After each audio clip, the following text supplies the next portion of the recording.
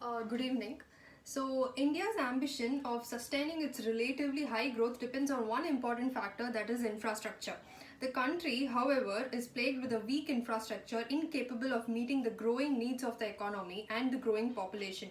So, S&P Global Ratings projects India's GDP to grow around 8% for the next 3 fiscal years, among the fastest in large growing economies.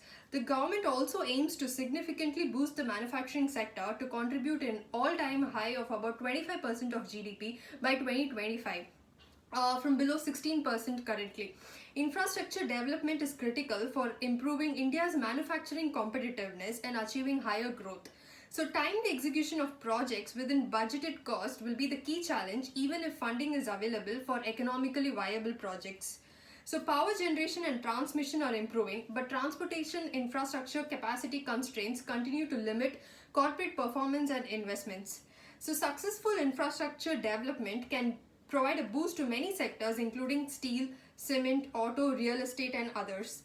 So, despite India's significant infrastructure investments, so about 35% of GDP, the government estimates that it requires US dollar 1.5 trillion in infrastructure investments over the next decade.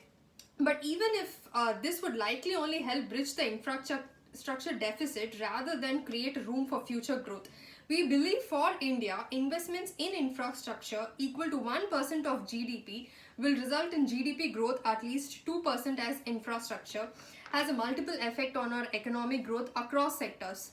So, in my view, the poor infrastructure is among the biggest hurdles facing the Indian government's ambitious program called Make in India. So, which aims to improve the nation's manufacturing capabilities and support higher growth for generating employment.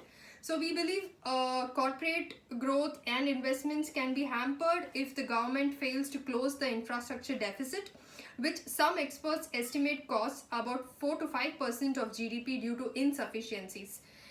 Infrastructure development can not only help remove some of these inefficiencies, contributing immediately to economic expansion, but also support longer term growth.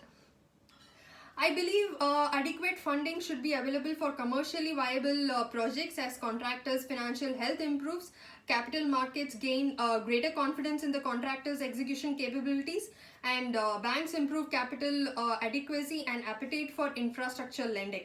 So I believe careful project selection and appropriate risk premiums by developers and financiers to build in healthy skepticism on secular growth, even if India appears to be the fastest growing large economy for now, would be essential for sustainable infrastructure development.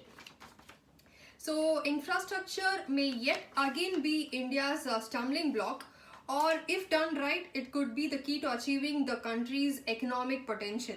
So, India's congested road transport, inordinate delays in railway freight movement, inefficient and long turnaround time at ports, and fast growing but highly concentrated airport sector all add up to significant capacity constraints.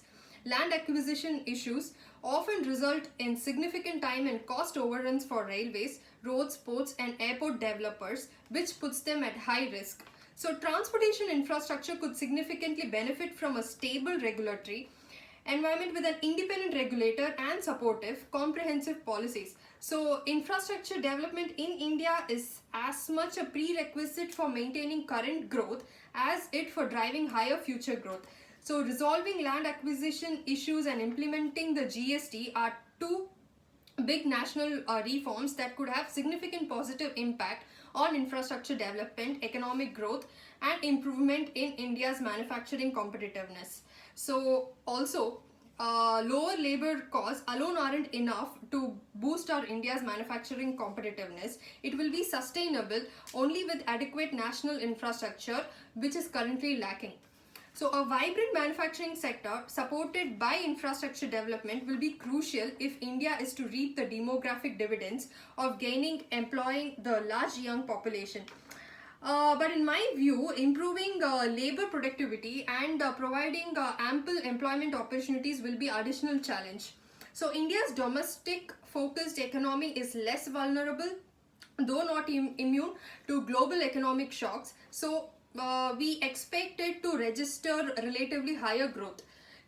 falling interest rates, banging commodity prices, the government rhetoric about improving the business climate, and already generating interest from domestic and foreign investors. So India remains an attractive investment destination given global economic sluggishness.